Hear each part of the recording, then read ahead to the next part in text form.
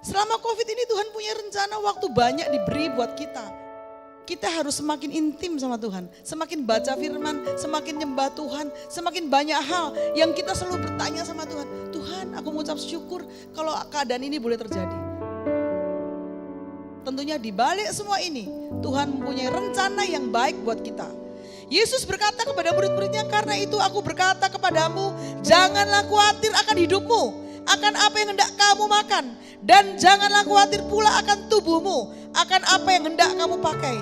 Mungkin saat ini Bapak Ibu di rumah sedang berdoa, sedang menangis, tidak ada beras di rumah. Sekarang yang satu-satunya, kita hanya datang sama Tuhan. Karena Allah adalah Allah yang peduli sama kita. Makanya jangan khawatir lagi, jangan takut lagi. Ayo sekarang datang kepada Tuhan, duduk di bawah kakinya Tuhan. Kalau ada salah kita minta ampun. Kalau saat ini kita dalam kekurangan, kita tanya sama Tuhan, kita serahkan sama Tuhan. Apa nanti hikmat Tuhan, itu yang kita lakukan. Kalau kita dalam keadaan yang susah, kita selalu mengucap syukur, kita merasa bahwa Tuhan itu peduli, tidak pernah meninggalkan kita. Tentunya kita akan lewati dengan sukacita. Shalom saudara, dalam Voice of Pentecost kali ini kita akan membahas tentang kualitas bukan popularitas. Bagaimana kita dapat selalu mengambil keputusan yang berintegritas dan berani menghidupinya. Pada keadaan saat ini, dengan adanya pembatasan sosial dan segala sesuatu yang dibuat serba online, integritas kita menjadi sangat diuji. Misalnya, ketika meeting online sengaja mematikan video seolah mengalami gangguan teknis, padahal untuk mengerjakan hal yang lain. Integritas tidak hanya bicara soal keselarasan antara ucapan dan perbuatan, tetapi adalah keputusan yang kita buat secara totalitas dan konsisten. Maksudnya, terus-menerus melakukan segala sesuatu berdasarkan prinsip kebenaran. Sekalipun keputusan tersebut berbeda dengan konsep yang dianggap lazim oleh dunia. Bahkan jika keputusan tersebut terlihat merugikan untuk kita. Seperti yang diajarkan oleh Tuhan Yesus dalam Matius 5 ayat 37, jika ya, hendaklah kamu katakan ya. Jika tidak, hendaklah kamu katakan tidak. Apa yang lebih daripada itu berasal dari si jahat.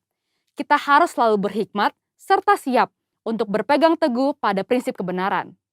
Saudara mungkin pernah menghadapi situasi yang memaksa saudara melakukan sesuatu yang tidak benar, baik di pekerjaan, bahkan di pelayanan atau hubungan sosial, entah karena diminta atasan atau orang yang kita kasihi. Tapi justru pada situasi seperti inilah kita dapat menerapkan ajaran Kristus untuk memiliki keberanian dan hikmat untuk berkata tidak, sekalipun dengan berbagai resiko yang harus kita hadapi. Jika kita berkompromi satu kali saja, kita akan diminta berkompromi lagi di lain kesempatan. Lambat laun, kita akan menjadi terbiasa dan pada akhirnya tidak merasa lagi bahwa perbuatan tersebut salah. Setiap hari, kita dihadapkan oleh pilihan demi pilihan, tidak terkecuali tantangan dan godaan yang menguji ketaatan kita kepada Tuhan. Apa yang harus kita lakukan ketika tantangan atau godaan itu datang? Yang pertama, tidak larut dengan dunia. Di zaman postmodern ini, toleransi dibuat mengarah kepada kompromi yang berbeda dengan kebenaran Alkitab. Orang yang toleran selalu dianggap berpikiran luas, bebas, dan humanis. Sehingga orang percaya yang berani berdiri teguh dalam mempertahankan kebenaran firman Tuhan dalam kehidupan sehari-hari semakin berkurang. Kompromi pun sudah dianggap biasa di kalangan gereja yang dulu menekankan pentingnya ketaatan pada firman Tuhan. Keadaan ini mengingatkan akan kisah Daniel, seorang pemuda Israel yang mengalami pembuangan saat Yerusalem ditaklukkan oleh Babel. Pada saat itu, Raja Babel membawa Daniel dan orang-orang terbaik lainnya untuk diajar ilmu pengetahuan dan dibentuk karakternya. Mereka sangat diistimewakan dengan harapan orang-orang tersebut akan loyal kepada Babel. Namun, walaupun mendapatkan kehidupan yang enak dan masa depan yang cerah, Daniel tetap memilih untuk menjalankan perintah Tuhan. Dia tidak memakan makanan raja yang tidak sesuai dengan hukum Taurat. Daniel sadar, sebagai anak Tuhan, ia harus tetap taat, walaupun hidup di tengah bangsa yang tidak mengenal Tuhan. Yang kedua, tidak malu menghidupi kebenaran. Hidup dalam kebenaran adalah hidup tanpa kepalsuan, hidup dengan jujur. Yesus adalah kebenaran. Sebagai pengikut Kristus, kita harus memperkatakan dan mempraktekkan kebenaran dalam hidup. Orang menganggap perintah-perintah yang diberikan Yesus terlalu kaku dan tidak relevan pada zaman ini. Padahal memang kebenaran tidak bergantung pada perasaan, pengalaman, atau penafsiran yang bersifat subjektif. Kebenaran Allah adalah benar tanpa pengecualian. Orang Kristen yang sejati akan melihat integritas dirinya sebagai suatu harga diri terpenting. Kita tidak perlu merasa takut berpihak kepada kebenaran. Alkitab berkata pada 1 Petrus 4 ayat 16, jika ia menderita sebagai orang Kristen, maka janganlah ia malu, melainkan hendaklah ia memuliakan Allah dalam nama Kristus itu. Biarlah kita tetap mempertahankan kebenaran dan memuji Tuhan. Yang ketiga, hidup seperti Yesus hidup. Yesus adalah kebenaran. Untuk dapat hidup secara benar, maka kita harus hidup dalam Yesus. 1 Yohanes 2 ayat 5-6 berkata, tetapi barang siapa menuruti firman-Nya, di dalam orang itu sungguh sudah sempurna kasih Allah. Dengan itulah kita ketahui bahwa kita ada di dalam Dia. Barang siapa mengatakan bahwa ia ada di dalam Dia, ia wajib hidup sama seperti Kristus telah hidup. Hidup menjadi sama seperti Kristus merupakan kehendak Bapa. Yesus menjelaskan lebih lanjut dalam Matius 5 ayat 48. Karena itu haruslah kamu sempurna, sama seperti Bapamu yang di surga adalah sempurna. Jika kita berkata hidup dalam Bapa, kita menjadikan Yesus sebagai Tuhan dan Juru Selamat di dalam hidup ini. Dan kita wajib hidup sama seperti Yesus telah hidup. Mari kita minta pertolongan Roh Kudus untuk memimpin hidup kita pada zaman sekarang. Kita harus menyadari bahwa kita adalah anak Tuhan, maka kita harus hidup sesuai dengan firman Tuhan. Seperti Kristus taat mengerjakan apa yang ditetapkan oleh Bapanya. Itulah yang menjadi kunci keberhasilan Kristus. Seringkali kita berpikir bahwa hidup sama seperti Kristus menjadikan hidup kita terkekang dan menderita. Padahal, jika kamu tetap dalam firman-Ku, kamu benar-benar adalah murid-Ku. Dan kamu akan mengetahui kebenaran. Dan kebenaran itu akan memerdekakan kamu. Seperti tertulis di Yohanes 8 ayat 31-32. Itulah sebabnya selama di bumi, Yesus tidak pernah menyia-nyiakan kesempatan yang ada. Fokus hidupnya terpusat hanya untuk melakukan kehendak Bapa. Jadi, jika kita mengikuti teladan Yesus, kita akan hidup seperti Dia. Ketika dunia menawarkan kita untuk jadi serupa sepertinya, kita harus berani mengambil keputusan yang berintegritas, yaitu dengan berkata tidak. Tidak larut dalam dunia, tidak malu menghidupi kebenaran, dan yang terutama, hidup seperti Yesus telah hidup. Mari kita menjadi orang percaya yang berintegritas penuh di tengah dunia pada zaman ini. Untuk penjelasan lebih lengkapnya dari tim teologi kami, silahkan buka link yang ada di atas atau scan QR Code yang tersedia. Salam integritas, Tuhan Yesus memberkati.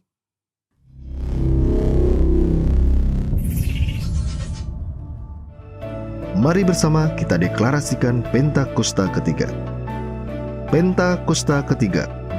1. Pentakosta ketiga adalah pencurahan Roh Kudus yang dahsyat di zaman now, melebihi yang terjadi di Azusa Street. 2. Pentakosta ketiga akan mengakibatkan penuaian jiwa yang terbesar dan yang terakhir sebelum Tuhan Yesus datang kembali.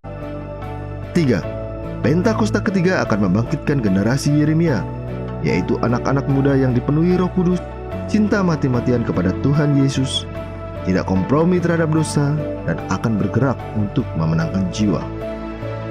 4. Pentakosta ketiga lahir di Indonesia dan bergerak ke bangsa-bangsa. Gerakan ini dari timur ke barat dan akan kembali ke Yerusalem. 5. Pentakosta ketiga akan memberikan kuasa untuk menyelesaikan amanat agung, dan setelah itu Tuhan Yesus datang kembali. Mari bersama kita perkatakan Mazmur 91. Dalam lindungan Allah. Orang yang duduk dalam lindungan yang maha tinggi dan bermalam dalam naungan yang maha kuasa akan berkata kepada Tuhan, tempat perlindunganku dan kubu pertahananku, Allahku yang kupercayai. Sungguh dialah yang akan melepaskan engkau dari jerat penangkap burung, dari penyakit sampar yang busuk. Dengan kepaknya ia akan menudungi engkau, di bawah sayapnya engkau akan berlindung. Kesetiaannya ialah perisai dan pagar tembok. Engkau tidak usah takut terhadap kedahsyatan malam, terhadap panah yang terbang di waktu siang, terhadap penyakit sampar yang akan berjalan di dalam gelap, terhadap penyakit menular yang mengamuk di waktu petang. Walau 1000 orang rebah di sisimu dan 10.000 di sebelah kananmu, tapi itu tidak akan menimpamu. Engkau hanya menontonnya dengan matamu sendiri dan melihat pembalasan terhadap orang-orang fasik. Sebab Tuhan ialah tempat perlindunganmu, yang maha tinggi telah kau buat tempat perteduhanmu.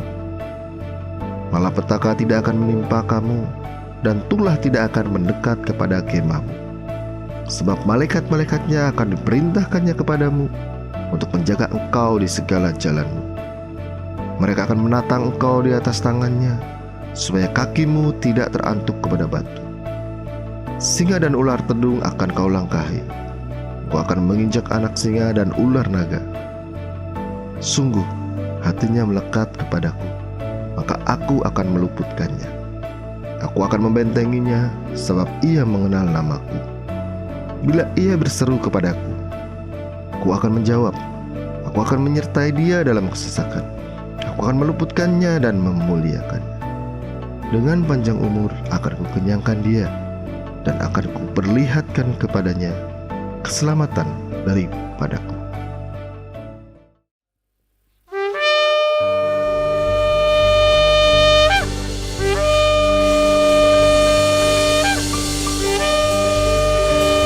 Shalom, Bapak Ibu Saudara Jemaat GBI Rahmani, dimanapun Bapak Ibu berada saat ini, mari siapkan hati kita. Kita mau datang kepada Tuhan, memberikan yang terbaik dari hidup kita, penyembahan kita. Mari kita berdoa. Terima kasih Tuhan, kami bersyukur pagi ini Engkau ada buat kami ya Bapa. Inilah setiap kehidupan kami Tuhan. Kami mau beri yang terbaik dari hidup kami. Layakkan setiap kami untuk menyembah Engkau dengan kebenaran ya Tuhan Yesus. Menyenangkan hatimu ya Bapa, di dalam nama Yesus kami siapkan hati kami. Haleluya. Bersama-sama katakan amin.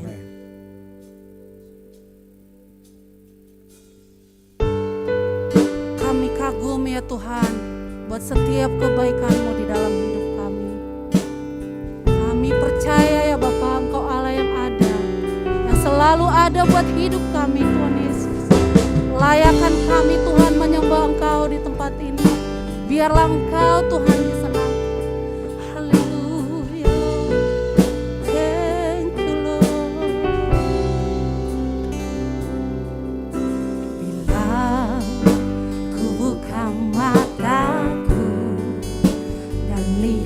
Wajahmu, ku terkagum bila ku lihat hidupku dan karya tanganmu. Ku tersanjung karena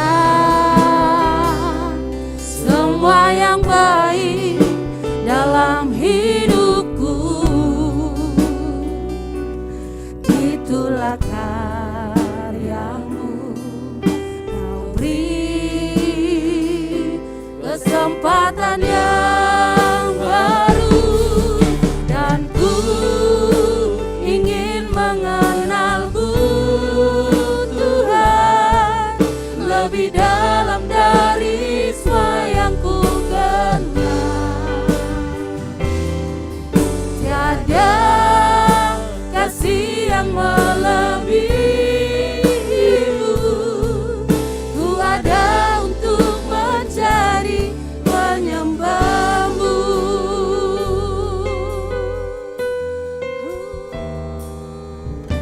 Bila ku buka mataku dan lihat wajahmu, ku terkagum. Bila ku lihat hidupku dan karya tanganmu, ku tersanjung. Karena semua yang baik dalam hidupku, itulah karyamu. Kau beri kesempatan yang baru, dan ku ingin mengenalmu Tuhan, lebih dalam dari semua yang ku kenal. Tiada kasih yang melebihimu, ku ada untuk mencari penyembahmu. Ini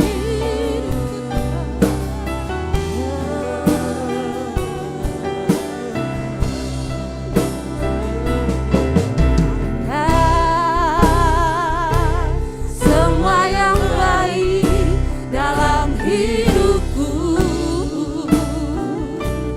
itulah karyamu. Kau beri kesempatan yang baru, dan ku ingin mengenalmu Tuhan, lebih dalam dari semua yang ku kenal. Tiada kasih yang melebihimu, ku ada untuk mencari penyembahmu. Dan ku ingin mengenalmu Tuhan, lebih dalam dari semua yang ku kenal. Tiada kasih yang melebihimu, ku ada untuk mencari penyembahmu. Ini hidup kami ya Tuhan, kami persembahkan hanya bagi-Mu, menyembah-Mu. Ambillah setiap yang terbaik dari hidup kami ya Tuhan Yesus. Haleluya, haleluya.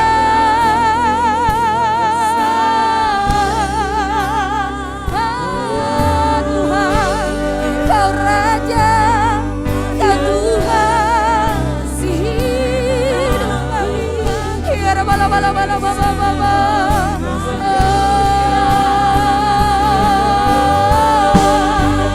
Ini hidup kami.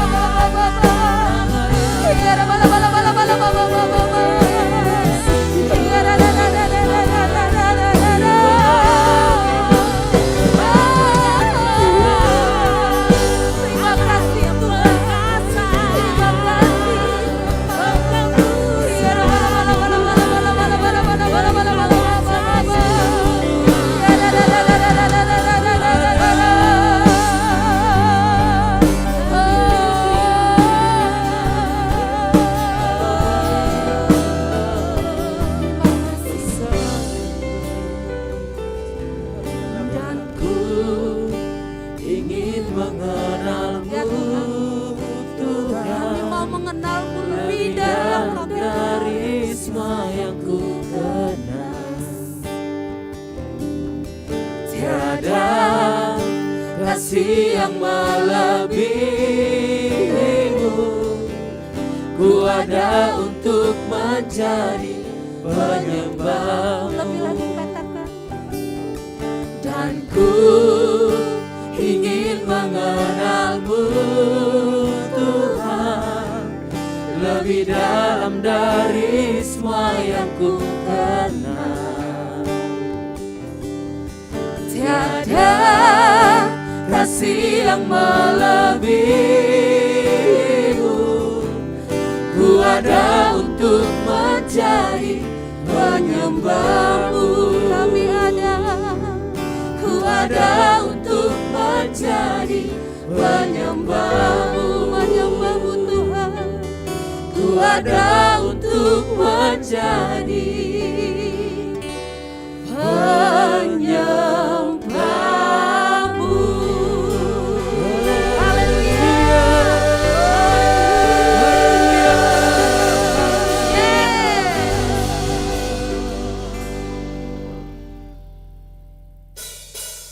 Kami mau terbang bersamamu ya Tuhan, melewati setiap apapun yang terjadi di hidup kami. Biarlah kami menjadi pemenang. Yes.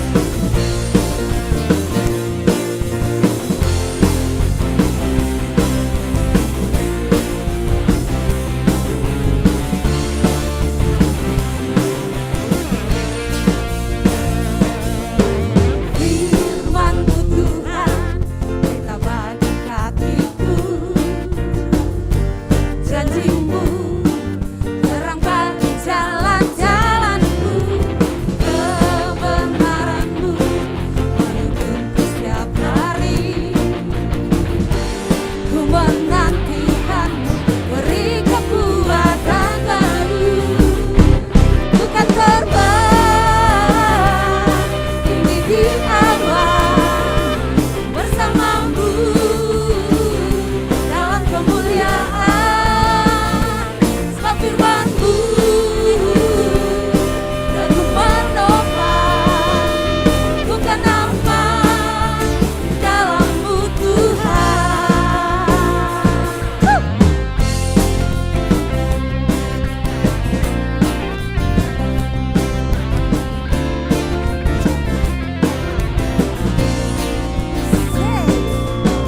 Firman-Mu Tuhan, kita bagi kakiku. Janji-Mu terang bagi jalan-jalanku. Kebenaran-Mu menuntunku setiap hari. Ku menantikan-Mu, beri kekuatan baru. Ku kan terbang tinggi di awan bersama-Mu dalam kemuliaan. Sebab firman-Mu teguh menopang, ku kan aman dalam-Mu Tuhan. Jalan-Mu di atas jalan-jalanku, rancangan-Mu melebihi rancanganku. Firman-Mu sungguh tak membebaskanku, berjalan lebih tinggi, berjalan bersama-Mu. Ku kan terbang tinggi di awan bersama-Mu dalam kemuliaan. Sebab firman-Mu teguh menopang, ku kan aman di dalam-Mu Tuhan. Lebih lagi nyatakan. Ku kan terbang tinggi di awan bersama-Mu dalam kemuliaan. Sebab firman-Mu teguh menopang,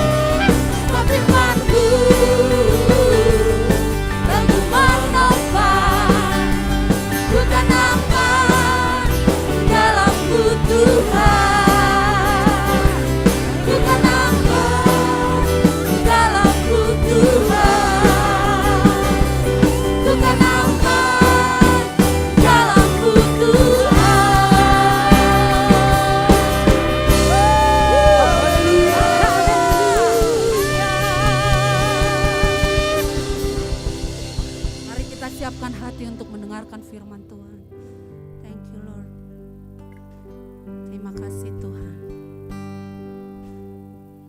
Kami selalu bersyukur buat kebaikan-Mu. Kami akan selalu menari dan bersuka di dalam Engkau, karena Engkau Allah yang memberikan kami kekuatan. Yes Tuhan, sungguh Engkaulah satu-satunya Allah yang ada dalam hidup kami. Beri kami kekuatan yang baru ya Tuhan. Yes.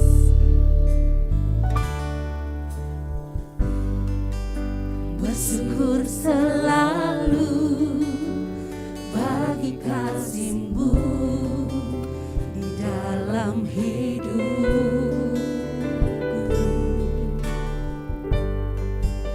dan takkan ku ragu atas rencana-Mu untuk masa depanku.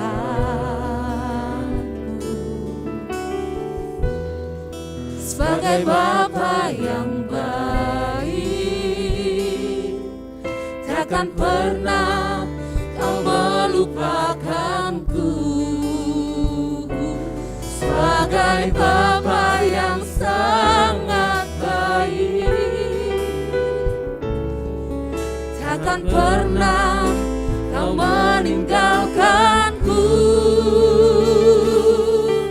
Ku kan menari dan bersuka karena-Mu, oh Yesusku, dan ku kan minum air-Mu bagai rusa rindu. Selalu ku hidup dalam-Mu dan hidupku di dalam-Mu, oh Yesusku, Kau sangat ku cinta.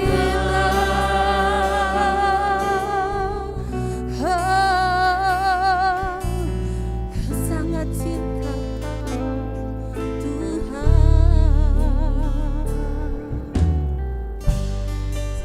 Bersyukur selalu bagi kasih-Mu di dalam hidup, dan takkan ku ragu atas rencana-Mu untuk masa depanmu.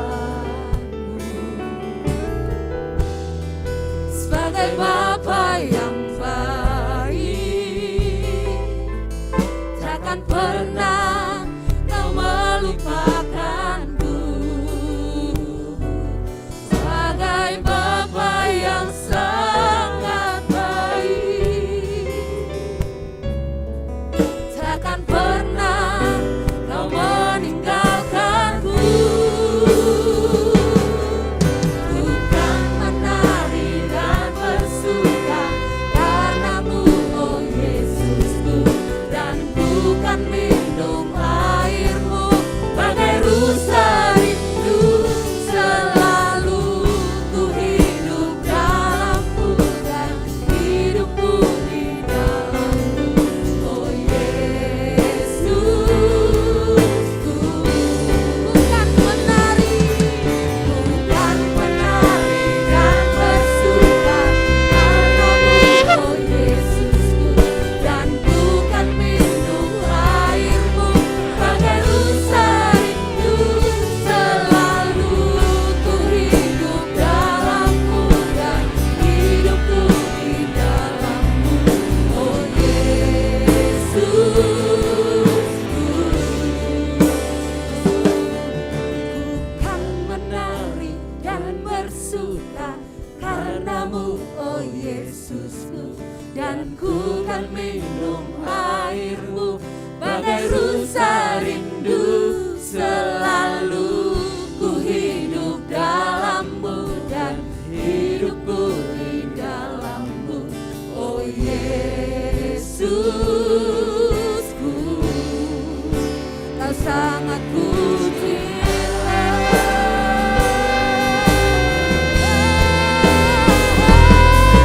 Dan kan menari dan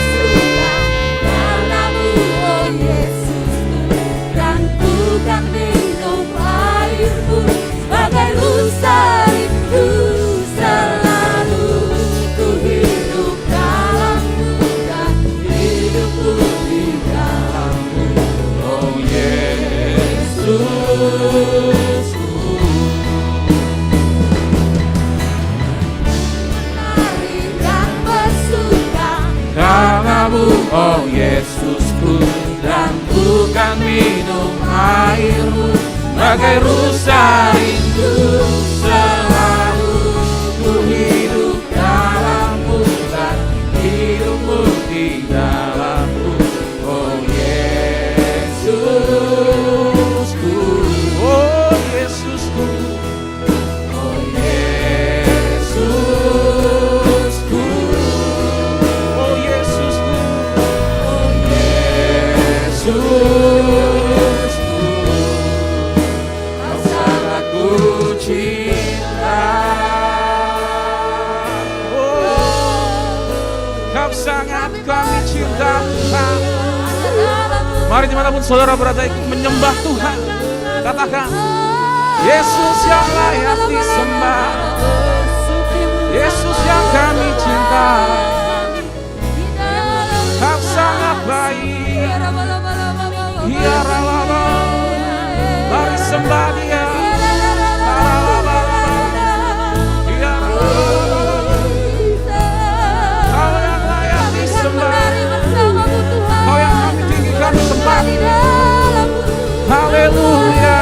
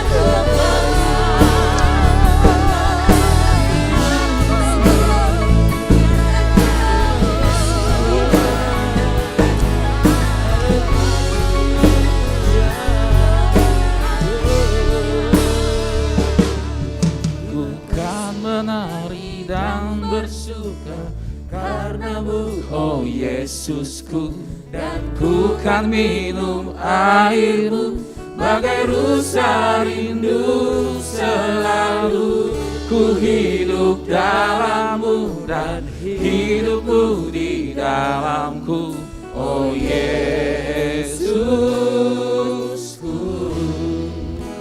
sangat ku cinta.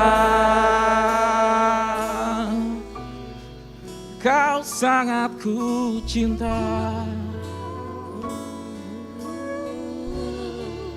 kau sangat ku cinta. Berikan tepuk tangan yang meriah untuk Tuhan kita. Haleluya.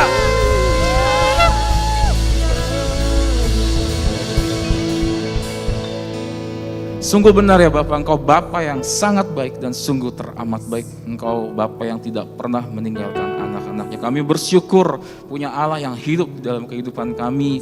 Biarlah apa yang kami naikkan pujian syukur ini menjadi dupa yang harum dan berkenan di hadapan-Mu.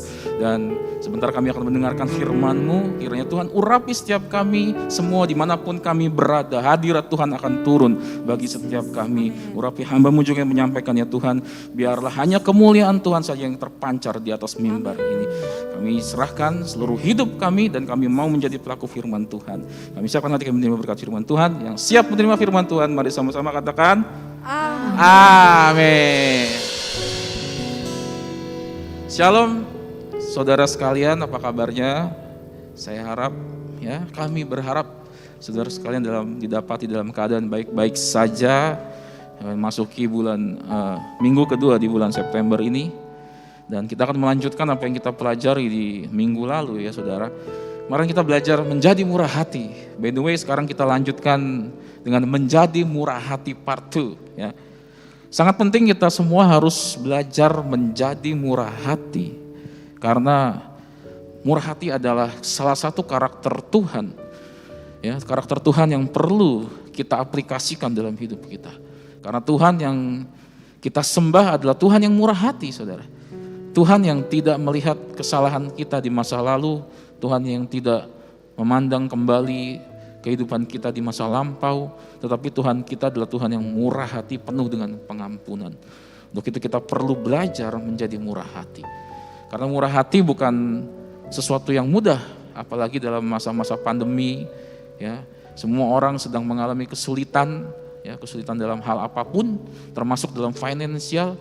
Dan ketika kita sedang mengalami kesulitan, disitulah kita diajar, kita belajar supaya kita bisa menjadi murah hati, gitu ya. Karena sangat mudah kita menjadi murah hati ketika kita sedang mengalami kelimpahan, kita sedang berkecukupan.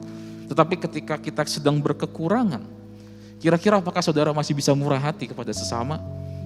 Ya enggak? Dan ini yang harus kita bisa lakukan.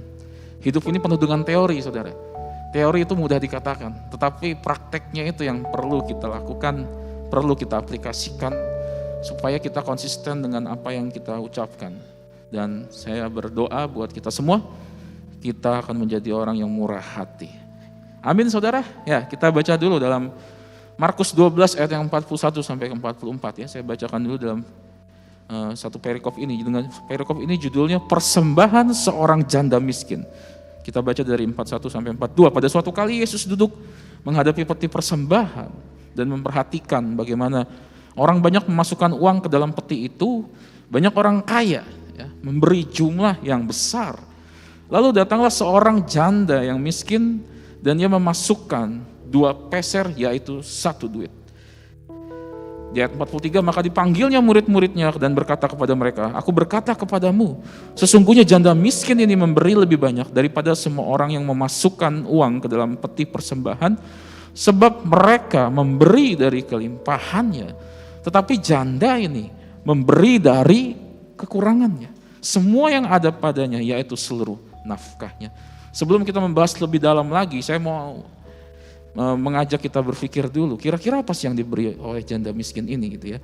Udah janda miskin pula gitu. Itu adalah sesuatu, Alkitab menggambarkan sesuatu keadaan orang ini adalah kekurangan yang benar-benar sangat kurang gitu kalau kita bisa bilang ya. Koin ini dibilang 2 peser 1 duit, saudara. Tentu kita harus tahu nominalnya berapa sih kira-kira di zaman itu. Kalau kita kurskan ke rupiah gitu ya, pada zaman sekarang 2 peser 1 duit. Kalau dalam bahasa Yunani itu menggunakan lepton gitu bahasanya ya. Bahasa adalah satuan mata uang Yahudi yang nilainya paling kecil ya. Nah, 1 peser itu nilainya setengah duit. Kalau 2 peser berarti 1 duit. Nah, sekarang pertanyaannya berapakah nilai 1 duit itu ya? Kita belajar matematika. 1 duit itu adalah sekitar kalau dikurskan 30.000 gitu. Dan 30.000 itu 30.000 itu adalah 128 peser. Dan dibilang tadi 2 peser. Kalau dibagi sekitar mendapat kursnya 234, saudara. Dan kalau 2 peser berarti 460 perak. Nah, jadi 1 duit itu bernilai kalau zaman now itu 500 perak, saudara. Ya, kalau kita lihat misalkan ya ada orang memberi gitu dalam sebuah mungkin ada donasi dalam hal apapun gitu kan, misalnya di sebuah kotak dan ada yang ngasih 10 juta, 100 juta, 200 juta, tetapi ada yang ngasih 500 perak gitu. Terus tapi dibilang sama Tuhan Yesus, orang yang ngasih 500 perak ini adalah orang yang memberi paling besar dibandingkan orang-orang yang lain gitu. Kalau kita bisa lihat itu adalah suatu perspektif yang sangat zaman sekarang itu aneh gitu. Kok dia ngasih nilainya yang kecil bisa dianggap besar gitu ya. Makanya kita bisa merenungkan kira-kira memberi itu seperti apa. Banyak orang memberi menunggu dia diberkati dulu baru bisa memberi gitu. Banyak orang menunggu menjadi murah hati, nunggu dia nanti diberkati atau diberi yang lebih banyak dulu gitu. Tunggu dia bisa berkelimpahan baru dia nanti bernazar, saya nanti baru mau memberi gitu. Seharusnya memberi tidak dibatasi oleh kondisi kita, memberi berdasarkan isi hati kita, sikap hati kita. Makanya kita perlu perspektif yang benar dalam murah hati. Ya, jangan dikira orang yang punya banyak uang, mungkin dia keadaannya baik, bisa menjadi murah hati. Dan orang yang lagi kesusahan tidak bisa menjadi murah hati. Justru Tuhan menantang kita. Ketika kita menghadapi dalam keadaan yang sulit, kita harus bisa menjadi pribadi yang murah hati. Berdasarkan apa yang kita baca, ya, dari jumlah persembahannya tidak besar, tetapi Tuhan melihat isi hati seorang janda miskin ini. Dia tahu isi hatinya, karena Tuhan adalah Tuhan yang maha tahu, betul nggak saudara? Tuhan adalah Alfa dan Omega. Tuhan adalah awal dan akhir. Dia mampu melihat kita dari awal sampai akhir. Dia mampu melihat kita dari akhir kita awalnya seperti apa. Karena Tuhan tidak dibatasi oleh ruang dan waktu, ya. Dan kita perlu perhatikan hal ini, ya. Kita sadar kita ini manusia yang terbatas, dan seharusnya kalau kita mendengarkan perikop ini, kita harusnya dibukakan hati kita supaya kita menjadi pribadi yang lebih lagi, menjadi pribadi yang murah hati, ya. Kalau kita merenungkannya, pemberiannya itu nilainya cuma 500 perak gitu. Tapi kenapa ya pemberian dia menjadi yang besar? Untuk itu di sini ada 3 hal yang perlu kita perhatikan, saudara. Apa yang perlu kita perhatikan berdasarkan apa yang kita baca tadi, ya. Ya, kita semua yakin sangat mudah memberi ketika kita dalam keadaan cukup. Tetapi bagaimana ketika kita dalam keadaan sulit? Untuk 3 hal yang perlu kita bisa dapatkan dari satu perikop yang kita baca tadi. Kira-kira kenapa ya bisa seperti itu? Yang pertama, kita harus sadar bahwa Allah itu, Tuhan akan memperhatikan setiap pemberian kita. Tuhan melihat apa yang tidak dilihat oleh manusia, saudara.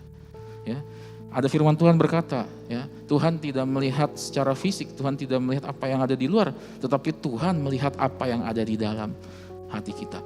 Seperti bagaimana Daud waktu itu dipanggil menjadi seorang pemimpin, menjadi seorang raja, ya, ketika Samuel diutus suruh untuk memilih, ya, dari anak-anaknya yang nanti mau dijanjikan akan menjadi seorang raja.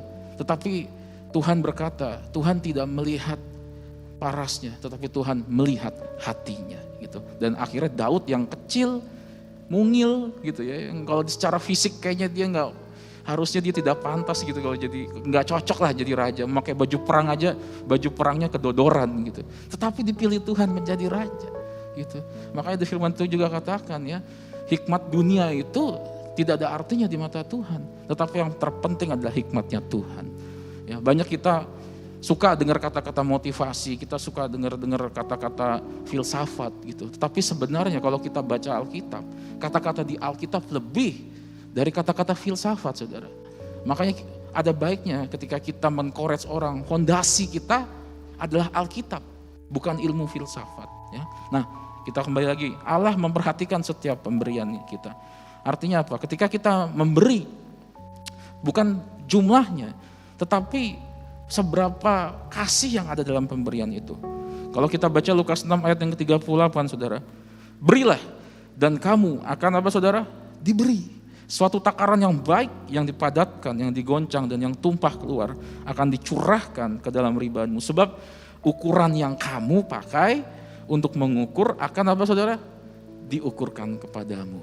Jika saudara memberi yang dengan sikap hati yang benar, dengan kerelaan hati, dengan besar hati, saya yakin Tuhan akan juga memberkati kita dengan tidak secara cuma-cuma. Pasti Tuhan juga akan memberinya lebih besar lagi. Tetapi kalau kita memberi dengan bersungut-sungut, kita menolong karena kita terpaksa, kita memberi karena kita, ya ini kewajiban saya, ya udahlah kasih aja, ya ini mah emang udah harusnya ini, ya udahlah kasih aja, emang udah dari sananya harus seperti ini. Nah, beda, saudara. Tetapi kalau kita memberi dengan penuh kasih, ya, memberi dengan ukuran kapasitas, ya, sesuai yang kita berikan, saya yakin itu akan menjadi berkat buat kita semua. Ya. Makanya penting buat kita, ketika kita memberi, kita harus ingat Tuhan akan memperhatikan apa pemberian kita. Dan Tuhan tentu lebih, saudara kita sebagai manusia aja deh, senang gak sih kita dikasih sisa gitu? Senang gak, saudara? Gak senang kan? Kita kalau dikasih yang baru, yang fresh, pasti lebih senang daripada dikasih barang sisa gitu. Dan ya ada juga sih walaupun barang sisa tapi mahal gitu misalnya ya. Ya, tapi ada senangnya ketika kita dikasih sesuatu yang baru gitu ya. Kayak kita ulang tahun aja, ulang tahun dikasih sesuatu yang baru gitu. Pasti kita akan senang. Begitu juga dengan Tuhan, saudara. Apa yang sudah saudara berikan kepada Tuhan? Ini bukan berbicara tentang uang saja. Kalau kita bicara persembahan bukan uang saja. Tetapi apa dalam hidup saudara yang sudah saudara beri kepada Tuhan? Apakah engkau memberi waktumu kepada Tuhan? Apakah engkau memberi masa depanmu kepada Tuhan? Banyak orang yang katanya terjun dalam pelayanan, ya, tapi sebenarnya dia terjun karena nggak ada pilihan lain. Saya udah beginilah makanya saya masuk dalam pelayanan. Saya udah seperti ini daripada saya di ini, saya ke pelayanan. Beda ketika dia sedang dalam karirnya bagus, dia sedang berkembang, tetapi dia mengambil keputusan untuk melayani Tuhan. Dia sedang memberikan yang terbaik untuk Tuhan. Ya. Makanya nggak heran dalam sebuah pelayanan ada orang yang keluar masuk gitu. Ya. Pertama dia susah masuk dalam pelayanan, ketika sudah diberkati dia pergi dan melupakan dari mana dia berasal. Seperti kacang lupa kulitnya, saudara. Itu hal yang biasa dan saya tidak pernah marah kalau dia misalnya datang, karena kita di gereja kita bukan berpikir seperti perusahaan atau seperti dunia, ya. Tetapi saya yakin orang yang memberikan yang terbaik kepada Tuhan, hidupnya akan berbeda, hidupnya akan menjadi berkat, saudara. Ya.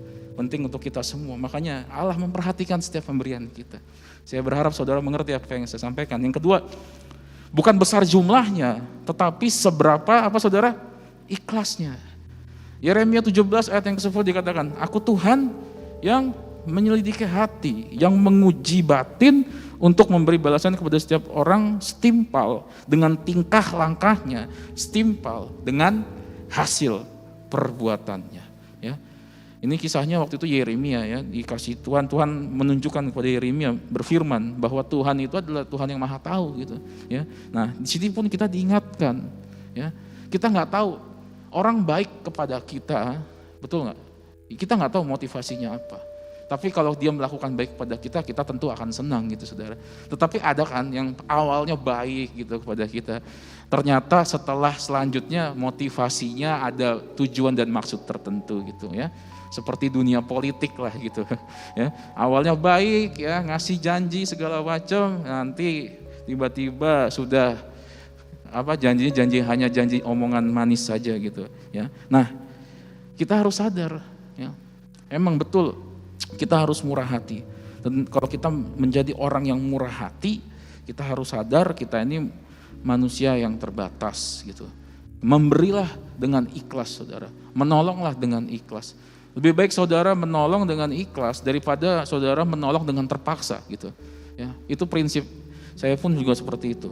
Daripada saya nolong nantinya malah jadi menggerutu, mending gak usah tolong sekalian gitu. Tapi kalau kita menolong dengan ikhlas itu beda, saudara. Ya, walaupun begini, kita mau nolong orang, kita tahu nih kayaknya ini dia bohongin kita, ya udahlah tapi kita doa sama Tuhan, yang penting kita sudah nolong dengan yang terbaik. Itu beda. Dengan ikhlas gitu, saudara. Makanya penting, saudara, ya. Kita harus sadar, kita harus belajar terus. Makanya saya bilang hidup itu penuh dengan teori, tetapi prakteknya nanti saudara akan lakukan sendiri. Ya, teori mudah dikatakan, tetapi ketika kita praktek gitu dan kita coba lakukan, ya itu tantangan tersendiri.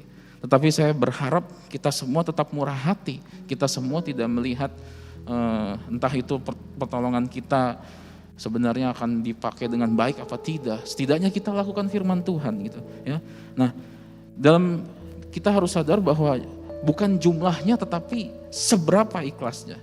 Penilaian Tuhan berbeda dengan manusia.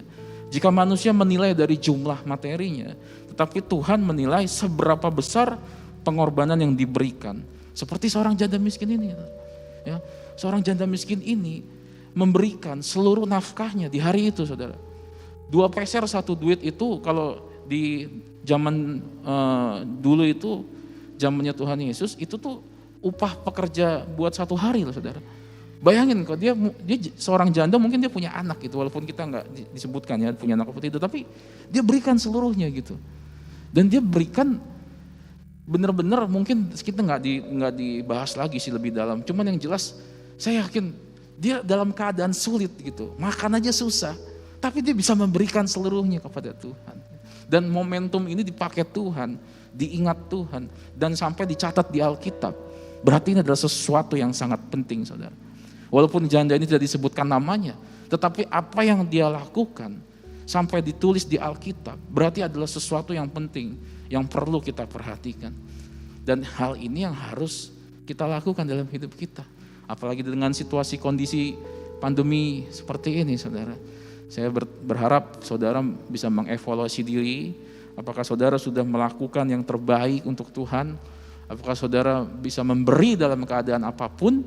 Memberi bukan berarti saya harus memberi persembahan ke gereja, memberi artinya mengasihi orang sekitarnya, atau mungkin seperti yang kemarin saya pernah cerita, ada jemaat kita yang sebenarnya dia juga butuh sembako itu gitu, tetapi sembakonya dibagikan kepada tetangganya, karena tetangganya juga melihat tetangganya katanya kekurangan gitu ya. Saya berharap saudara juga bisa mencontoh hal-hal seperti itu gitu ya. Dan saya yakin ketika kita memberi dengan ikhlas, Tuhan akan memberkati saudara berlimpah-limpah. Memberkati saudara bukan hanya secara finansial, tetapi sukacita, kedamaian, ketentraman jiwa itu yang lebih penting. Yang adalah sesuatu hal yang sifatnya kekal, saudara. Ya, makanya saya di situ tulis ada sebuah quotes Allah, mengukur persembahan bukan dari jumlah yang dipersembahkan, tetapi dari apa? Kasih, pengabdian, dan pengorbanan yang terkandung dalam persembahan itu. Ya, saya berharap kita mengerti. Di slide selanjutnya juga saya belajar dari Mother Teresa ya. Saudara tahu Mother Teresa? Mother Teresa seluruh hidupnya diberikan untuk orang-orang miskin, saudara. Saya yakin belum pernah ada yang bisa mengikuti jejak Mother Teresa. Ya, karena itu sesuatu yang wow gitu, yang mungkin perlu kita lakukan. Ya, it's not about how much you do, but how much love you put into what you do that counts gitu.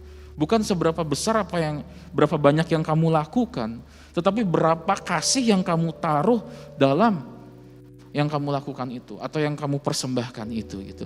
Seberapa kasih yang engkau berikan dalam persembahan itu ya. Apakah saudara sudah ikhlas ya ketika menolong orang, ketika memberi kepada sesama, apakah saudara ikhlas gitu ya. Saya berharap saudara bisa mendapatkan pesan ini supaya saudara mempunyai kerelaan hati dalam memberi, dalam menolong sesama kita. Sehingga kita menjadi pribadi yang murah hati, yang disukai Tuhan dan berkenan di hadapan Tuhan.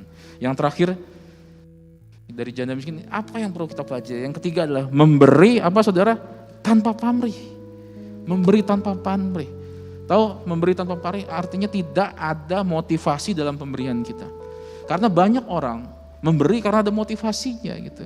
Memberi supaya dia nanti menggantikan lebih banyak lagi. Memberi supaya nanti kita menjadi orang yang terkenal dermawan. Bisa jadi gitu. Tapi kalau kita memberi karena kita ada belas kasihan kepada orang itu, ya, saya yakin Tuhan melihat isi hati kita, saudara. Ya, makanya kita baca dulu nih, ada satu perikop yang sangat baik. Lukas 6 ayat yang 30 sampai 34. Berilah kepada setiap orang yang meminta kepadamu dan janganlah meminta apa saudara? Meminta kembali kepada orang yang mengambil kepunyaanmu. Dan sebagaimana kamu kehendaki supaya orang berbuat kepadamu, perbuatlah juga demikian kepada mereka. Tuh, kalau saudara pengen diberi, makanya kita harus belajar memberi. Jika saudara ingin diperhatikan, kita belajar memperhatikan. Dan jikalau kamu mengasihi orang yang mengasihi kamu, apakah jasamu? Gitu. Bayangkan, jika kau mengasihi orang yang mengasihi kamu, apa jasamu gitu? Karena orang-orang berdosa pun mengasihi juga orang-orang yang mengasihi mereka. Sebab jikalau kamu berbuat baik kepada orang yang berbuat baik kepadamu, apakah jasamu? Orang-orang yang berdosa pun berbuat demikian. Dan jikalau kamu meminjamkan sesuatu kepada orang yang karena kamu berharap akan menerima sesuatu daripadanya, apakah jasamu? Gitu. Orang-orang yang berdosa pun meminjamkan kepada orang-orang berdosa supaya mereka menerima kembali sama banyak. Gitu. Ya, buat apa kita melakukan, kalau ada orang yang mengasihi kita, buat apa kita memberi hanya orang yang mengasihi kita? Bagaimana sekarang saya mengajak saudara supaya saudara memberi, menolong orang-orang yang menyakiti saudara. Ini tantangan buat kita semua. Ini tantangan buat saya sendiri pun, buat kita semua yang ada di tempat ini, bahkan kita semua manusia yang penuh dengan keterbatasan. Ketika kita dikhianati, kita dibohongi, itu sangat menyakitkan, saudara. Tetapi firman Tuhan hari ini mengingatkan kita harus memberi tanpa pamrih. Karena orang berdosa pun bisa, orang-orang tidak kenal Tuhan pun bisa membalas budi gitu. Dia baik sama kita, kita balik. Tapi bagaimana ketika saudara disakiti, dibohongi, dikhianati, tetapi saudara tetap mengasihi orang-orang itu gitu. Ini tantangan buat kita semua, dan saya berdoa buat kita supaya kita bisa memberi tanpa pamrih. Kita akan menjadi pribadi yang murah hati, dan saya yakin Tuhan akan melihat isi hati kita. Sebagaimana Tuhan melihat janda yang miskin ini. Tuhan bilang bahwa janda miskin ini memberi yang paling banyak.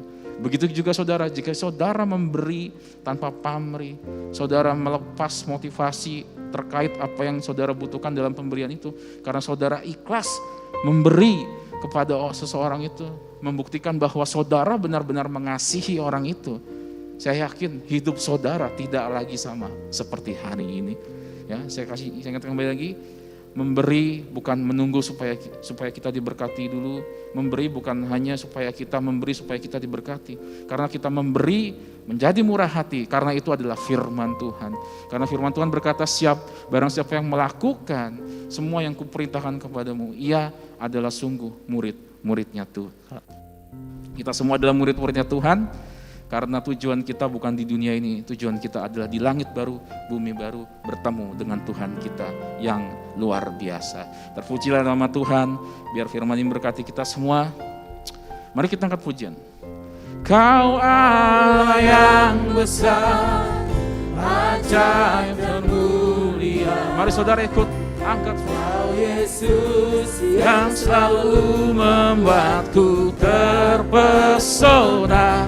Segala pujian bagimu ya Tuhan. Hanya Kau yang layak ku agungkan. Katakan, Kau Allah yang besar, ajaib dan mulia. Kau Yesus yang selalu membuatku terpesona. Segala pujian bagimu ya Tuhan. Kau yang layak ku agung. Kau Allah yang besar, Kau Allah yang besar, ajaib dan mulia. Kau Yesus yang selalu membuatku terpesona. Segala pujian bagimu ya Tuhan. Hanya Kau yang layak ku agung. Hanya Kau yang layak. Hanya Kau yang layak ku agung. Inilah doa kami, hanya Kau yang layak. Hanya Kau yang layak ku agungkan. Kita sembah Dia. Mari saudara, berikan yang terbaik untuk Tuhan. Hanya Dia yang layak. Hanya Kau yang layak. Kami agungkan Tuhan, Tuhan Yesus.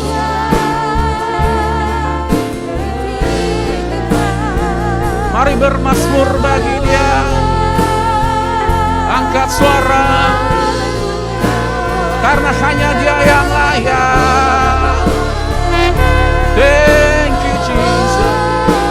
Tangan kami terangkat mengucap syukur kebaikan Tuhan. Kau Allah yang murah hati. Kami mau menjadi pelaku firman. Haleluya.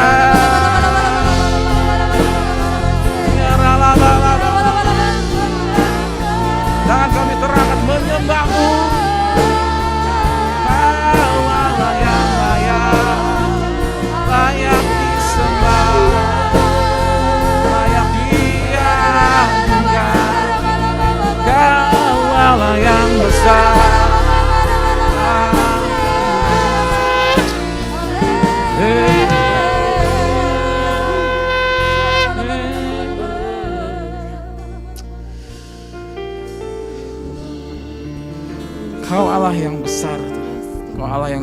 diagungkan dan kami tinggikan. Tidak ada kata lagi selain kami bisa mengucap syukur kepadamu. Karena Engkau adalah Allah yang murah hati. Hari ini kami sudah mendengar firman-Mu supaya kami menjadi pribadi yang murah hati. Kami belajar dari firman-Mu supaya kami seperti janda yang miskin Tuhan. Mungkin di mata manusia janda miskin ini memberi paling sedikit. Tetapi di mata-Mu pemberiannya adalah yang terbesar. Tuhan tidak melihat berapa jumlahnya, tetapi Tuhan melihat seberapa kasih dalam pemberian itu. Untuk itu kami tidak mau ragu lagi Tuhan. Kami akan memberi yang terbaik di hadapan-Mu. Terlepas dari kondisi apapun yang sedang kami alami hari-hari ini. Tapi kami mau memberi yang terbaik kepada Engkau Tuhan. Untuk itu hamba-Mu berdoa untuk seluruh jemaat GBI Rahmani. Mungkin mereka hari ini merasa belum bisa memberi, tetapi hari ini mereka sudah mendengarkan firman. Engkau bukakan hati mereka Tuhan, supaya mereka menjadi pribadi yang murah hati, sehingga mereka menjadi anak-anak-Mu yang berkenan di hadapan-Mu. Dan kami juga berdoa, mungkin mereka sedang mengalami sakit penyakit, Tuhan akan sembuhkan. Mereka yang sedang mengalami kekurangan, Tuhan cukupkan. Bahkan mereka bisa keluar dari kekurangan menjadi pribadi yang murah hati. Kami juga berdoa untuk seluruh jemaat, mungkin mereka sedang mengalami masalah yang rasanya mereka tidak bisa menemukan jalan keluar.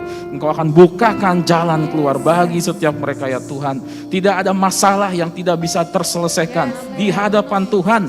Akan Tuhan kerjakan, akan Tuhan berkati sehingga mereka bisa melewati masa-masa yang sulit. Terima kasih ya Tuhan. Kami juga berdoa untuk bangsa kami, bangsa Indonesia. Kami yakin keadaan semakin membaik, semakin pulih. Kami percaya Indonesia akan segera dilepaskan dari COVID-19. Berdoa juga untuk kota kami, kota Kerawang yang kami cintai, keamanan, kenyamanan, dan ketentraman Tuhan akan berikan bagi kota kami. Dan sebelum kami mengakhiri ibadah ini Tuhan, kami siapkan hati untuk menerima berkat Tuhan.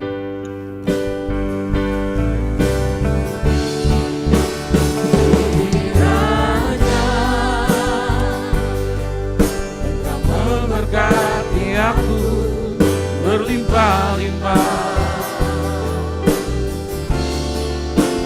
dan memberubah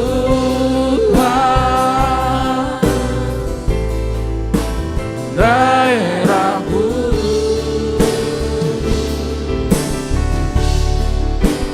dan kiranya tanganmu menyertai aku dan melindungi aku dari bahaya malapetaka,